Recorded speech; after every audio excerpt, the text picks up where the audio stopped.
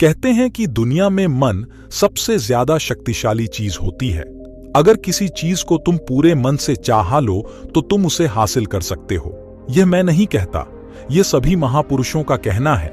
लेकिन अगर यह सत्य है, यह सच है, तो जो हम अपने मन से चाहते हैं वो हमें हासिल क्यों नहीं होता है। दोस्तों, कोई भी इंसान अपने मन में दुख तो नहीं चाहेगा, लेकिन वो रहता तो दुखी ही है। हर इंसान अपने मन से तो कामयाब होना चाहता है, खूब पैसा कामना चाहता है, लेकिन फिर भी वो कामयाब नहीं होता। भले ऐसा दुनिया में कौन इंसान होगा जो अपने मन में ये चाहेगा कि मैं नाकामयाब रहूं या मैं पैसा ना कमाऊं। सोचने की बात है तो इसमें दो चीज निकल के सामने आती हैं। या तो वो महापुरुष गलत है जिन्होंने ये बात बोली कि मन से हासिल हो जाती है, या फिर हम गलत हैं। आज की कहानी जो मैं आपको सुनाने वाला हूं, उसमें आपको ऐसा मंत्र मिलेगा। उसे समझने के बाद आपको एक ऐसा मंत्र पता चलेगा जिससे आप ये समझ पाएंगे कि अपने मन से कोई भी चीज कैसे करवाई जाती है, मन में किसी भी बात का बीज कैसे बोया जाता है। यह इस कहानी से आपको अच्छी तरह से समझ में आ जाएगा। चलिए कहानी शुरू करते हैं। एक बार की बात है, एक आदमी के जीवन में सिर्फ दुख ही रहता था। वह जो भी काम करता उस बेचारे का काम पूरा ही नहीं होता। घर में आता तो घर में क्लेश बना रहता, किसी से कोई मदद मांगता तो कोई उसकी मदद नहीं करता। ऐसा लगता था कि चारों ओर से दुखों का पहाड़ उसी पर टूट पड़ा है। उसे समझ नहीं आ रहा था कि मैं दुखों से पार कैसे पाऊं। वो दिन रात यही सोचता रहता कि अपने दुखों से छुटकारा कैसे पाना है। इसी कारण से वह रात में सो भी नहीं पाता था। उसकी आंखों के नीचे बड़े बड़े काले घेरे बन गए, जिस बात का प्रतीत होता था कि वो आदमी कितना दुखी है और कितना चिंतित है। कभी कभी तो उसके मन में आत्महत्या करने की भी ख्याल आते था, लेकिन अपने परिवार की चिंता करके वो ये कदम नहीं उठा।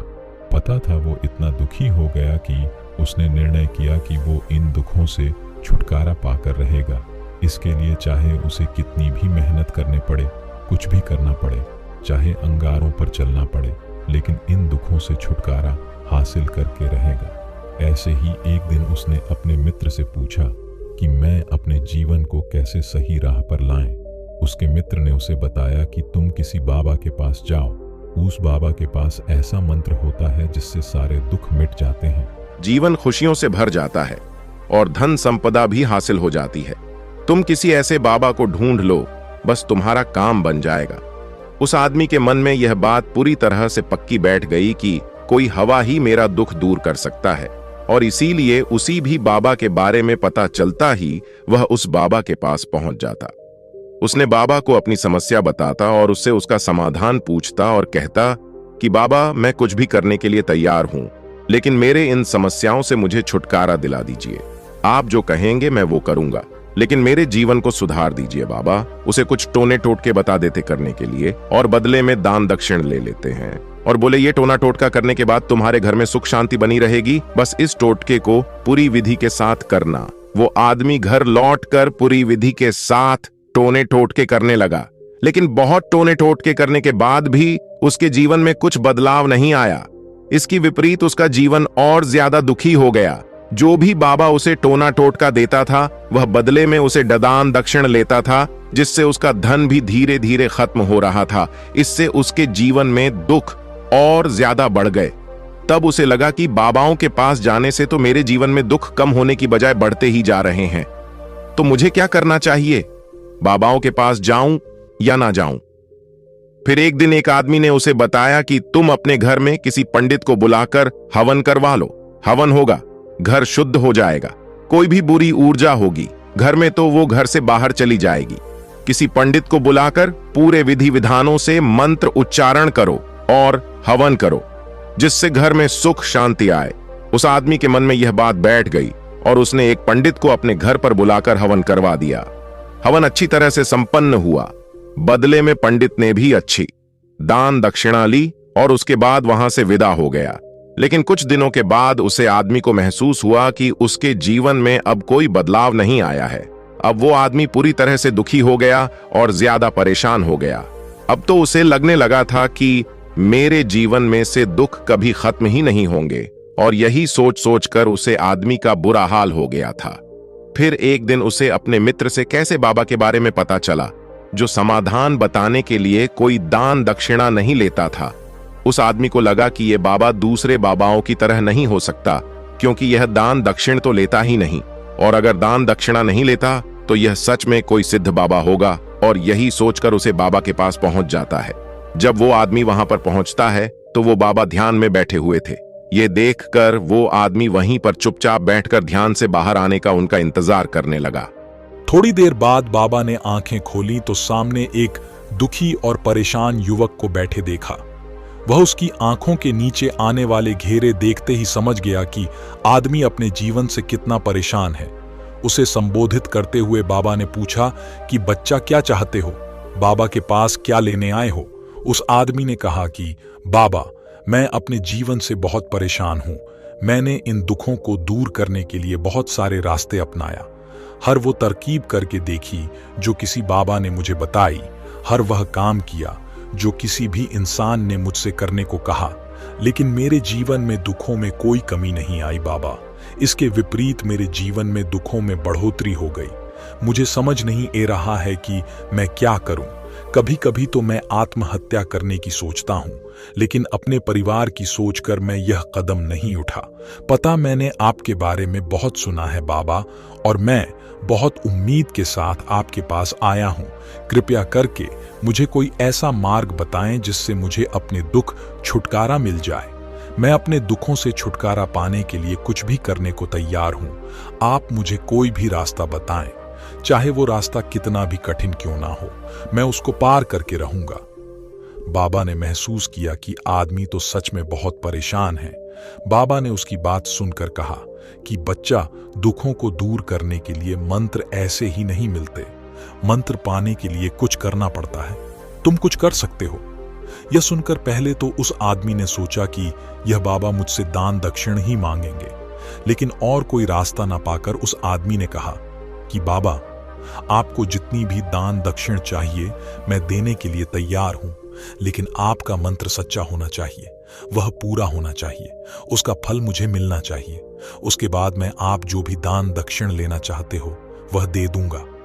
बाबा ने कहा कि दान दक्षिण तो बहुत छोटी सी चीज है, मुझे वह नहीं चाहिए। इस पर वो आदमी सोच विचार करके बोला, तो बाबा, मैं अंगारों पर भी चलने के लिए तैयार हूं, आप मुझे बस आज्ञा दीजिए। बाबा ने कहा कि अंगारों पर चलने वाली छोटी चीज मैं तुमसे नहीं करने वाला। मैं जो तुमसे करने वाला हूं वो बहुत कठिन मंत्र है, उसे पूरा कर पाओगे। व्यक्ति ने कहा कि बाबा, आप मुझे बताइए तो सही, मुझे करना क्या होगा? मैं कुछ भी करने को तैयार हूं। इस पर बाबा ने उसे कहा कि यहां से जब तुम अपने घर जाओ तो रास्ते में अपने मैन में यह दोहराते जाना कि मैं सुखी हूं, मैं सुखी हूं, मैं सुखी हूं। बार बार अपने मैन में यही दोहराना और याद रहे, जुबान पर यह नहीं आना चाहिए, यह सिर्फ मन में दोहराना है। यह सुनकर वह आदमी बोला कि मैं कर लूंगा, लेकिन इससे होगा क्या? बाबा बोले, इस मंत्र को करके देखो, वैसे भी तुमने इतने बाहों के मंत्र किए हैं, तो इस मंत्र को भी करके देख लो। उस आदमी ने सोचा कि बाबा कुछ दान दक्षिण तो ले नहीं। व्यक्ति बोला, ठीक है बाबा, मैं यह मंत्र जरूर करूंगा। वो आदमी ये कहकर वहां से उठकर चलने लगा, लेकिन जैसे ही वो चलने लगा, पीछे से बाबा ने बोला कि बच्चा, एक बात याद रखना, जब तुम यह मंत्र अपने मन में दोहराव तो तुम्हारे मैन में बंदर के विचार नहीं आने चाहिए, बंदर का ख्याल भी नहीं आना चाहिए, तब यह मंत्र सिद्ध होगा। वो आदमी बोला, मुझे तो आज तक बंदर का कोई विचार नहीं आया, तो अब क्यों आएगा? आप चिंता मत करिए बाबा, मैं बस मन में यही दोहराऊंगा कि मैं सुखी हूं, मैं सुखी हूं, इसके अलावा बंदर का कोई विचार मेरे मैन में नहीं आएगा। यह कहकर वह आदमी वहां से चल दिया। वो अपने मन में मैं सुखी हूं, मैं सुखी हूं, यह दोहराता हुआ थोड़ी दूर ही चला था कि उसके मन में अचानक बंदर का ख्याल आ गया। बंदर का ख्याल एक बार आया और चला भी गया, लेकिन उसे आदमी ने सोचा कि आज तक तो मुझे बंदर का कोई विचार नहीं आया, ये आज बंदर का विचार क्यों आया? और ऐसे करके उसने उसे बंदर के विचार को पकड़ लिया। वो ये भूल गया कि मुझे क्या मंत्र दोहराना है, और वो बंदर के बारे में सोचने लगा। जब थोड़ी देर बाद उसे फिर से होश आया तो वह फिर से अपना वही मंत्र दोहराने लगा जो बाबा ने उसे बताया था, मैं सुखी हूं, मैं सुखी हूं। लेकिन अचानक से सामने एक बंदर दिखाई दिया और यह देखकर उसके मन में फिर से बंदर का विचार उठ गया और वह अपने अंदर से विचार को बाहर फेंकना चाहता था। वह चाहता था कि मेरे अंदर किसी भी तरह बंदर का विचार ना आए, लेकिन उसे तो सामने बंदर ही दिखाई देता गया। ऐसे ही करते करते वह घर पर पहुंचा और घर पर पहुंचने के बाद अपनी पत्नी को कहा कि ही बंदरिया, मुझे खाने में बंदर परोस दो। और जब उसे एहसास हुआ कि उसने क्या बोल दिया तो वह अपने बाल नोचने लगा। वह दीवारों में सर मारने लगा कि आज तक मुझे बंदर का कोई विचार नहीं आया और आज मुझे ये क्या हो गया है कि मुझे हर जगह बंदर ही बंदर नजर आ रहे हैं। ये कैसी माया है। यही सोच सोचकर वो आदमी रात भर सो नहीं पाया। रात भर करवटें बदलता रहा और सुबह उठकर सीधे उसी बाबा के पास पहुंच गया और उसके चरणों में गिरकर कहा कि बाबा, पता नहीं क्या चमत्कार हो रहा है। आज तक मुझे बंदर का कोई विचार नहीं आया, लेकिन कल से जब से आपने मुझसे कहा कि बंदर का विचार नहीं आना चाहिए, तब से मुझे हर जगह बंदर ही बंदर नजर आ रहे हैं। उस आदमी ने कहा कि बाबा, मुझे तो आपके पीछे पेड़ पर बैठा हुआ बंदर भी केले खाता हुआ दिखाई दे रहा है। यह हो क्या रहा है बाबा? ये सुनकर बाबा हंसने लगे। बच्चा, मन का जाल एक ऐसा जाल है जिसे समझ पाना इतना आसान नहीं है। बंदर तो तुम्हारे रास्ते में पहले भी आते थे। जब तुम मेरे पास आए तो इन्हीं पेड़ों पर यह बंदर घूम रहे थे, लेकिन तब तुम्हारे ध्यान में यह बंदर नहीं था। तब तुम्हारे ध्यान में सिर्फ अपने दुख थे। इसके बाद बाबा ने उसे बताया कि बच्चा, हम जिस चीज से भी दूर भगाना चाहते हैं वही चीज हमारे मन में बहुत गहरे में प्रवेश हो जाती है। वह हमारे अंतर मन में समा जाती है। असल में हम जिस चीज से भी छुटकारा पाना चाहते हैं उससे छुटकारा इसीलिए पाना चाहते हैं कि वह हमारे साथ बहुत गहरे से जुड़ी हुई है, और हम जितना ही उससे छुटकारा पाना चाहते हैं वह उतनी ही गहरी हमारे मन में बैठते चले जाती है और आखिरकार वह हमारे अंतर्मन में छा जाती है। ऊपर से हम चाहते हैं सुखी होना, मैं सुखी हूं, हमारे होंठ भी बोलते रहते हैं, लेकिन हमारे मन में दुख समायाती हैं।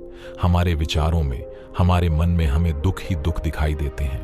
इसीलिए अपनी जुबान से बार बार ये बोलने से कि मैं सुखी हूं, हम सुखी नहीं होंगे जब तक ये मंत्र हमारे अंतर्मन में प्रवेश नहीं होगा। इस पर उसे आदमी ने पूछा कि बाबा, लेकिन ये मंत्र हमारे अंतर्मन में प्रवेश कैसे होगा? ये सुनकर बाबा ने कहा कि बच्चा, अपने दुखों से लड़ना बंद कर दो। जब तक तुम अपने दुखों को दूर करने के सोचते रहोगे तब तक वह दुख तुमसे चिपके रहेंगे। तब तक वो दुख तुम्हारे अंतर्मन पर अपना राज जमाई बैठे रहेंगे, और जिस दिन तुम दुखों के बारे में सोचना ही छोड़ दोगे, उन दुखों से छुटकारा ही नहीं पाना चाहोगे, उसी दिन से तुम्हारी जिंदगी से दुख गायब हो जाएंगे। क्योंकि किसी भी चीज से छुटकारा पाने के लिए उस चीज के बारे में सोचना पड़ता है, और हम जितना ही उस चीज के बारे में सोचते हैं वह उतनी ही गहरी हमारे मन में प्रवेश होती चली जाती है। हम अधिकतर समय दुखों के बारे में ही सोचते हैं।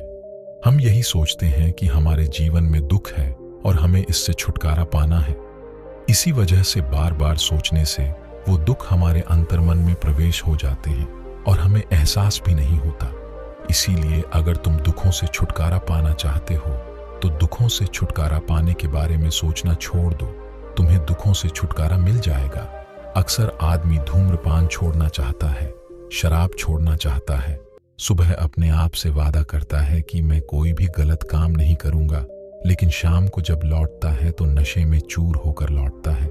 ऐसा क्यों होता है कि जो हम सोच रहे हैं वह पूरा कर ही नहीं पा रहे हैं? असल में हम उस चीज को बहुत ज्यादा तवज्जो दे रहे हैं, उस चीज को बहुत ज्यादा नियत दे रहे हैं। जब भी हम उस चीज को छोड़ने के बारे में सोचते हैं तो हम उसकी इम्पोर्टेंस यानी कि विशेषता और ज्यादा बढ़ा देते हैं।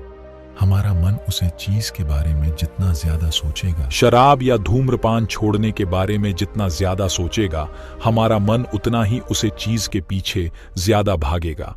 हमें उसे चीज से लड़ना नहीं है, बल्कि बिना सोचे गुजर जाना है। और अगर इस मंत्र को हम समझ लेते हैं तो हम अपने जीवन में जो भी पाना चाहते हैं उससे अपने अंतर्मन में डाल सकते हैं, और एक बार वो लक्ष्य हमारे मन में बैठ जाता है तो फिर सफलता पाने में कोई समस्या नहीं आती, कोई दिक्कत नहीं आती। तो दोस्तों, कैसी लगी आपको ये कहानी कमेंट सेक्शन में ज़रूर बताएं और अच्छी लगी तो इस चैनल को सब्सक्राइब करना ना भूले। तो मिलते हैं अगली कहानी में, तब तक के लिए अपना ख्याल रखें। नमो बुद्धाय।